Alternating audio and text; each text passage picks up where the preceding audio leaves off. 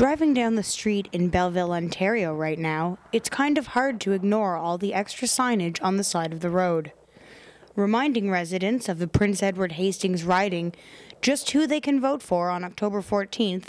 The campaign sign wars are in full swing. Signs adorn the lawns, public spaces, and billboards, and even buses. To find out more about the age-old election advertising staple, I caught up with 3 of the 4 local candidates to ask them about signage.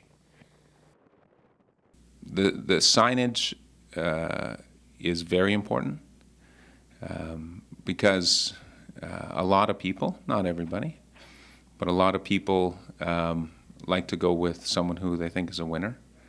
So if you are clearly disadvantaged in the sign wars, or you're clearly advantaged, that will add to the support that you get at the polls. We have to get the signs up. We have to be visible so people know that the New Democrats are here. Do they win votes? There's certainly no argument on the signs. It's a very, very primitive kind of advertising. There's my name, there's my party. But people get used to seeing the name.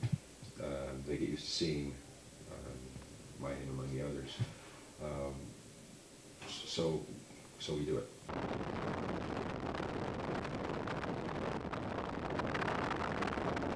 But do you ever wonder why some signs seem more plentiful than others?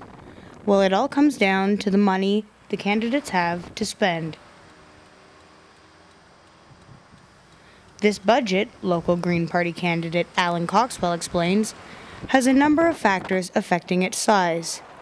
The preliminary budget is laid out by a reimbursement program through Elections Canada. There's a threshold of 5%, and if you get 5% of the vote in your riding, then you will get the $1.75 per vote back from Elections Canada that they will give you. And so a new party has to break that threshold before they get any money back from the government, and that's the taxpayers' dollars right there. There is then a further reimbursement to those parties elected or those with over 10% of the vote, Elections Canada explains. These parties are entitled to a 60% reimbursement of their total campaign spending.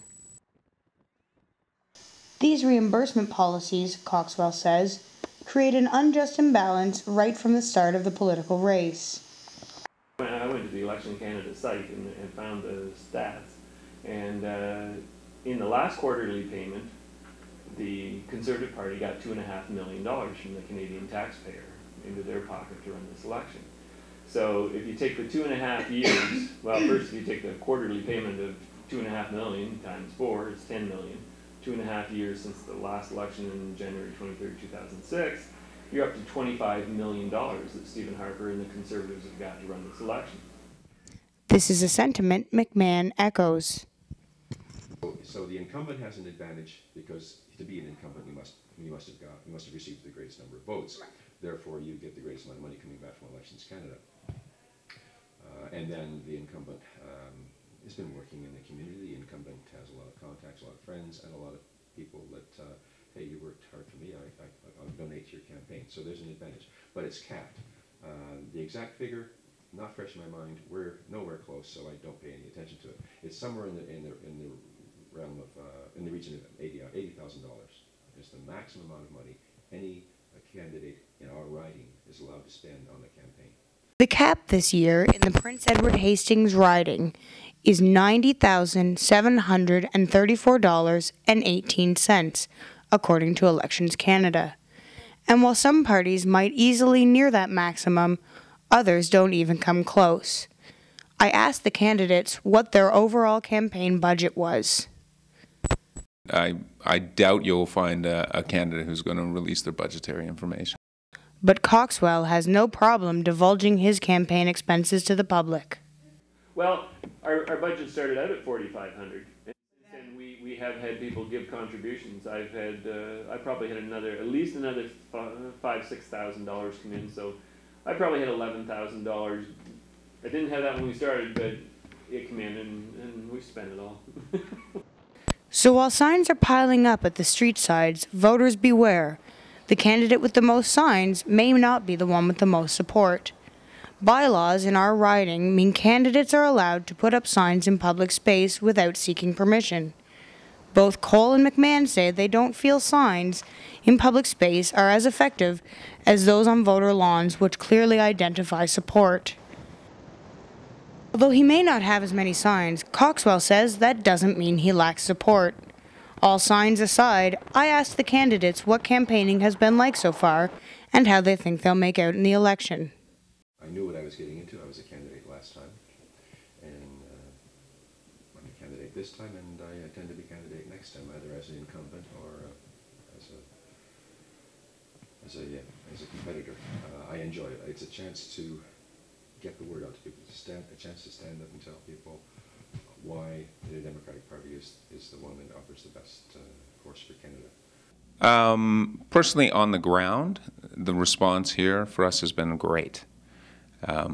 This riding was a Liberal riding for 15 years under Lyle Van Cleef.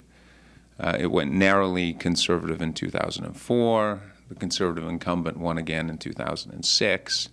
But then in 2007, at the provincial level, the Liberal candidate Leona Dombrowski, who's the Minister of Agriculture now, won handily. I think she won by more than 5,000 votes. Yeah.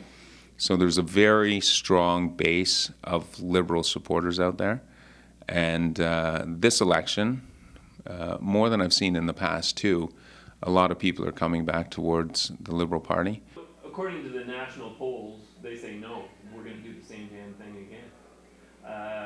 People I talk to in the street, and it's hard to get a grip on it because it's me and they may not want to offend me or whatever, but I walked down Main Street in Picton and went into all the stores, door after door, with my flyer and handed it to them and had a chat if they wanted to talk.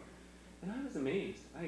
Like after I got done, I would say 90% of them are voting Green.